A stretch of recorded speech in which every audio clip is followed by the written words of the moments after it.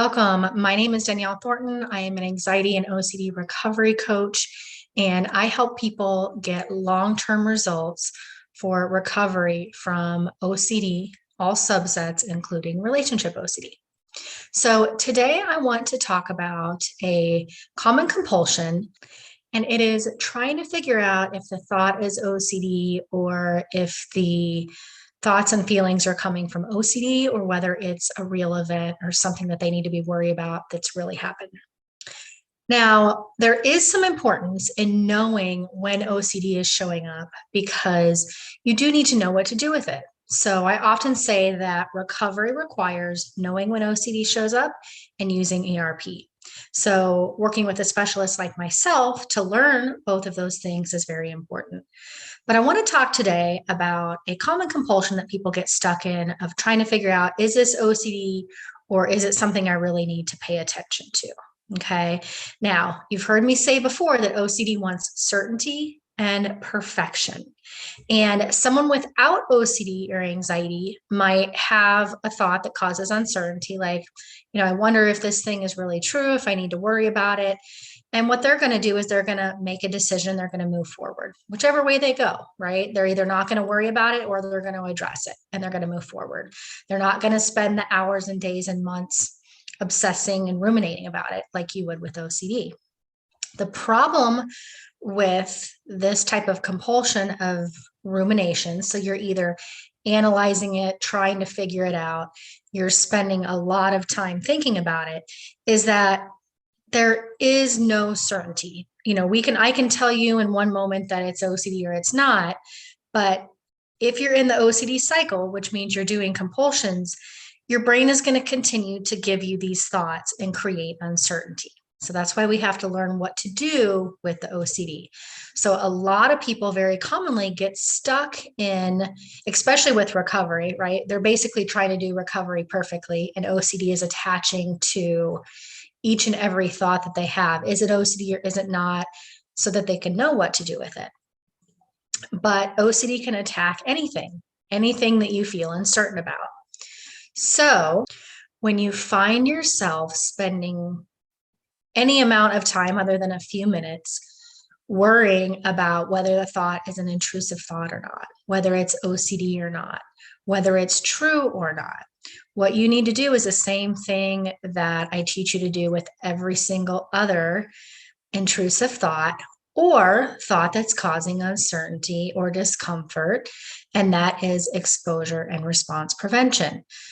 Again, the response prevention is not doing anything about it, essentially not doing compulsions, whether that be mental or behavioral.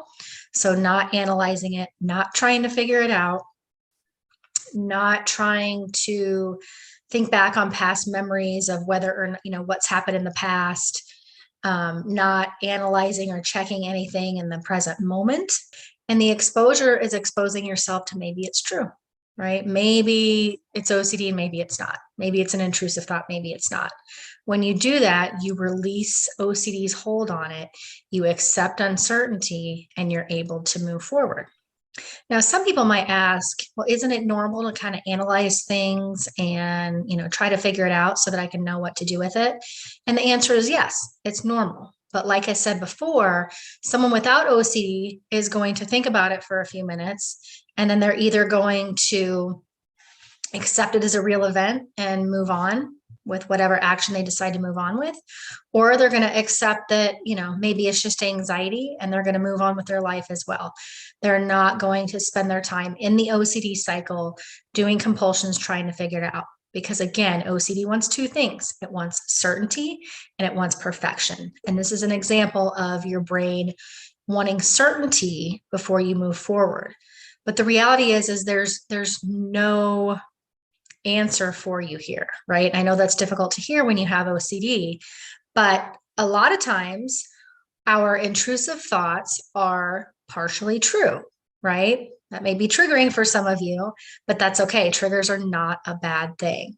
So when we get fears and intrusive thoughts, sometimes OCD can just create things out of the blue and really exaggerate things. So, for example, with harm OCD, your brain might be telling you what ifs, like, what if I end up hurting my child? What if I just hurt somebody else earlier today? Right?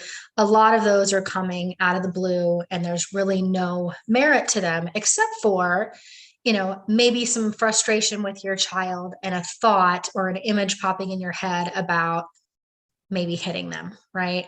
Those things do not mean you're going to do that, but OCD is latching on to that. Examples with relationship OCD is you might get in an argument with your partner. Your partner might be distant one day, or you might wake up and you don't have those in love feelings.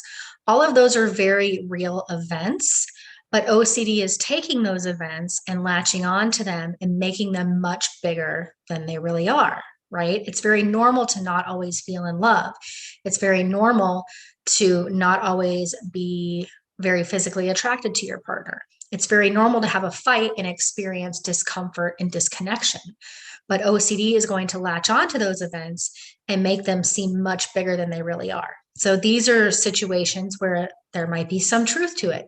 Maybe you're not feeling love in that moment. Nothing wrong with that, right? But OCD latches on and wants perfection. It wants you to feel love all the time, or it wants certainty. It wants to know that you do love your partner the way that you should, which who can answer that question of how we should love somebody, right?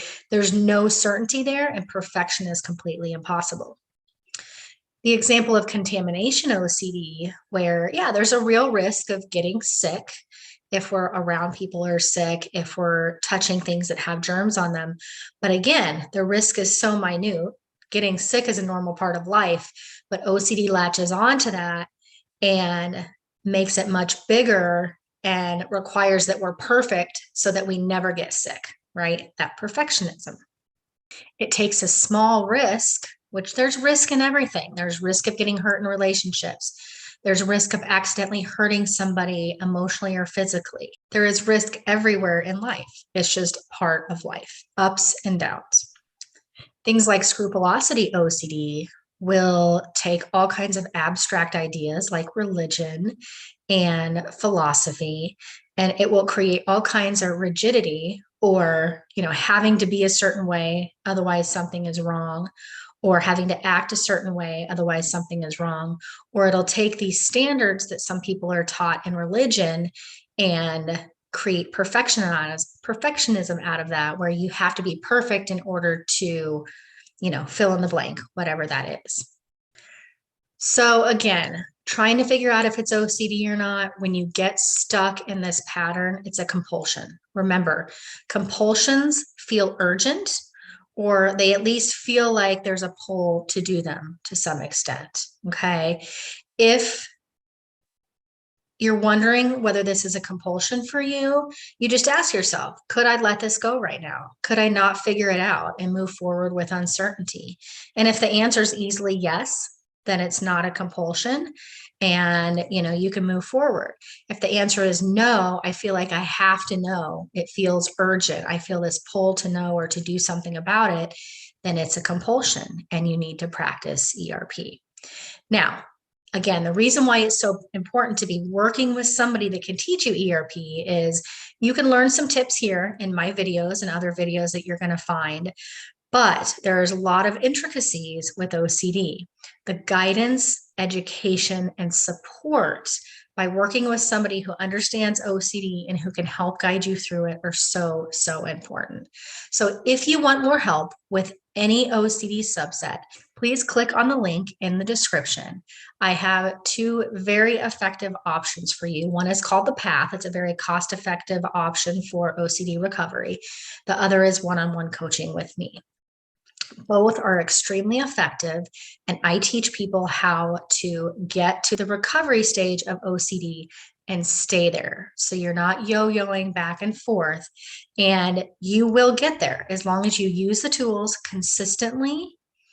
And when OCD shows up, it's going to fade away every time. It works every single time with everybody I work with, including myself.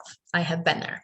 So I hope you enjoyed this video. Please like this video, comment, or subscribe. That really helps me to continue to keep doing material for you and keep putting out videos. And it helps me know which videos you like and are helping you so that I can continue to get that feedback.